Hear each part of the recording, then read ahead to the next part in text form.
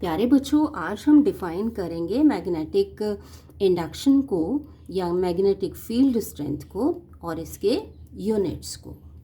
बच्चों, magnetic effects 2 में हमने ये पढ़ा था कि अगर एक चार्ज पार्टिकल क्यू मूव कर रहा है किसी मैग्नेटिक फील्ड में, तो उस चार्ज पार्टिकल पर फोर्स लगता है। कितना फोर्स लगता है? F is equal to Q into V vector cross B vector. इसको हम स्केलर फॉर्म में लिख सकते हैं। F is equal to Q V into B into sine theta. Q है charge particle, charge on the particle, and V is the velocity with which the charged particle is moving. B is the strength of magnetic field. Theta is the angle between V vector and B vector. अब क्योंकि हमने define करना है B को, strength of magnetic field को, तो हम इसको इधर लिख लेते हैं। B is equal to F divided by Q into V into sine theta. यहाँ से हम डिफाइन कर लेंगे मैग्नेटिक फील्ड स्ट्रेंथ को, B को। अब B F के बराबर कब होगा? जब ये फैक्टर 1 हो जाए। When Q is equal to 1 unit, V is equal to 1 unit, and sin theta is equal to 1 or theta is equal to 90 degree। Means जब यूनिट चार्ज यूनिट वेलोसिटी से B के परपेंडिकुलर मूव करेगा with unit velocity, उस case में magnetic field strength किसके बराबर हो जाएगी? Force on this charge. तो हम डिफाइन कर सकते हैं कुछ इस तरह से, that strength of magnetic field is equal to force acting on unit charge moving with unit velocity perpendicular to the direction of magnetic field. और डायरेक्शन क्या होगी मैग्नेटिक फील्ड की? वो जिसमें कि चार्ज पार्टिकल कोई भी फोर्स एक्सपीरियंस नहीं करता। तो हम इस तरह से लिख लेंगे। चलिए अब बात करते हैं मैग्नेटिक इंडक्शन के यूनिट्स की। SI unit of magnetic induction is Tesla, after the name of the scientist Nikola Tesla. अब यहाँ से हम डिफाइन करेंगे कि मैग्नेटिक इंडक्शन 1 टेस्ला कब होगी। Well, B will be equal to 1 tesla when F is equal to, SI में F का यूनिट है newton. when F is equal to 1 newton, Q is equal to 1 coulomb, V is equal to 1 meter per second, and sin theta is equal to 1 or theta is equal to 90 degree. That is, strength of magnetic field is said to be 1 Tesla when a charge of 1 coulomb moving perpendicular to the direction of magnetic field with velocity 1 meter per second experiences a force of 1 Newton. तो हम लिख सकते हैं 1 Tesla equal to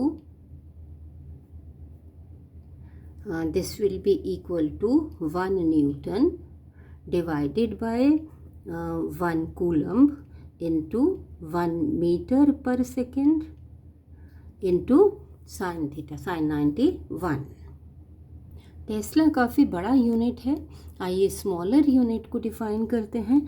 smaller unit और non SI unit is Gauss. अब इस case में 1 Gauss किसके बराबर होगा? B is equal to 1 gauss. यहाँ पर F कितना आ जाएगा? In CGS the unit of forces 1 dyne, और Q कितना होगा? Q is equal to 1 EMU of charge.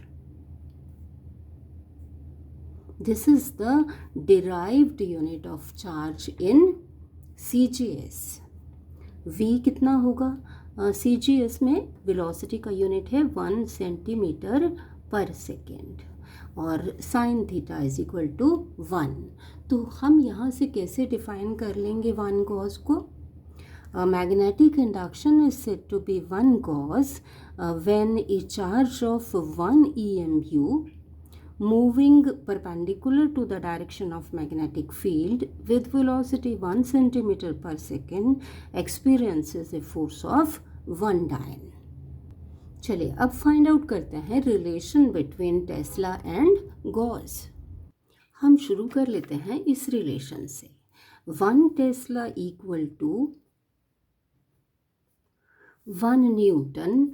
1 Newton means how many dynes? 1 Newton is equal to 10 raised to power 5 dyne.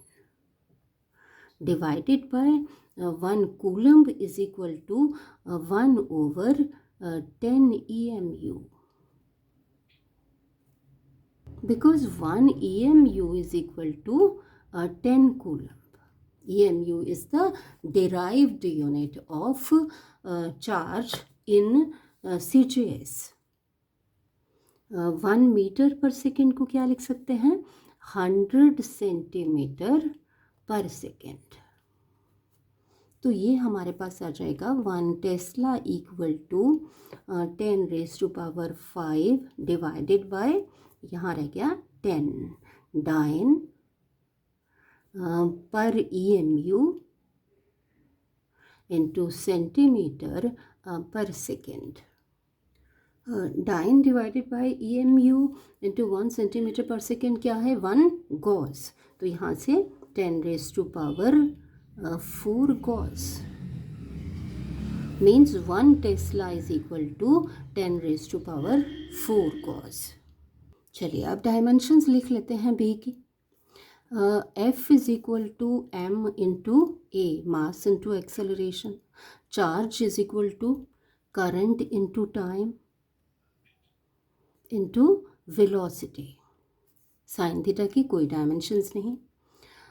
ये हो जाएंगी m मास की dimensions m raise to power 1, acceleration l raise to power 1 t raise to power minus 2 divided by current ampere a raise to power 1.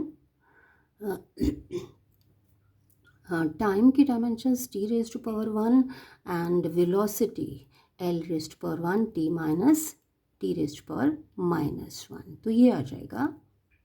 तो ये देखिए m raise to power 1 l raise to power 1 ये cancel हो जाएगा. t raise to power ये cancel हो जाएगा और t raise to power minus 2 into a raise to power minus 1. तो ये हो जाएंगे डायमेंशंस. तो बच्चों I am sure you have followed. Thank you.